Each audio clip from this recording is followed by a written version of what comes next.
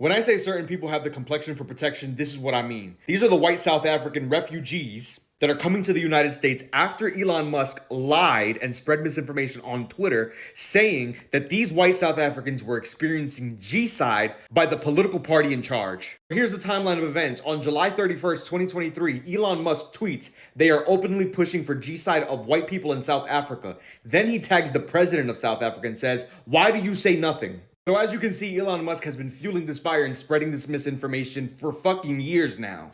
Fast forward, Elon Musk spends $300 million getting Donald Trump elected. Donald Trump wins. And the first day in office, January 20th, 2025, when he gets inaugurated, Trump signs an executive order ending the refugee admissions program. An executive order that basically says the United States lacks the ability to absorb large number of migrants and in particular refugees because of the availability of resources for Americans, essentially declaring that the refugees coming to the United States were competing for resources against Americans. Elon Musk then uses the power of being in Trump's ear all the fucking time and up his ass and turns Trump against South Africa. Even though the claims of white G-side are ruled not real by a South African court, literally 4 days later signs an executive order called Addressing Egregious Actions in the Republic of South Africa, where he cuts off all funding to South Africa.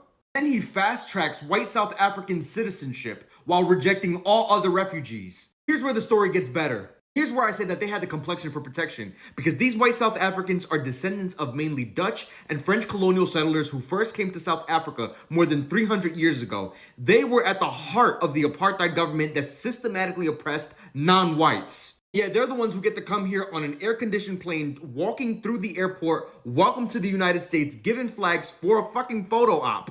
Meanwhile, the Afghan refugees who helped the U.S. military during the U.S. military operations in Afghanistan are in dangerous limbo after the Trump administration ordered a pause on the refugee resettlement program. Meanwhile, this is how Black Haitian immigrants are welcomed to the United States. Meanwhile, other refugee populations that are non-white, this is how they come to the United States. I'm not saying that motherfuckers gotta look like their story or look like they struggled, but there's a clear differentiation between people who have valid concerns, valid refugee claims, and seeking asylum versus these motherfuckers that are coming in shorts and look like they're well-fed and look like they have good clothes on their fucking backs.